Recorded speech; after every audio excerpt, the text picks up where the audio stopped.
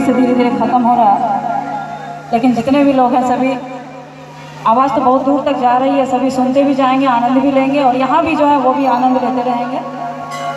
छोट छोट रोड़ी गड़ैया यो बाबा चल लो न जा, छोट छोट रोड़ी गड़ैया यो बाबा चल लो न जा, चल लो न जा बाबा चल लो न जा,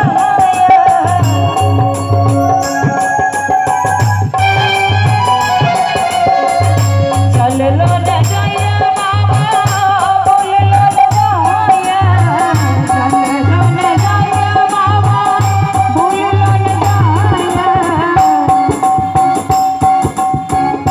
कई बार पैर पकैया यो बाबा चल लो न जाया, कई बार पैर पकैया यो बाबा चल लो न जाया, छोट छोट लो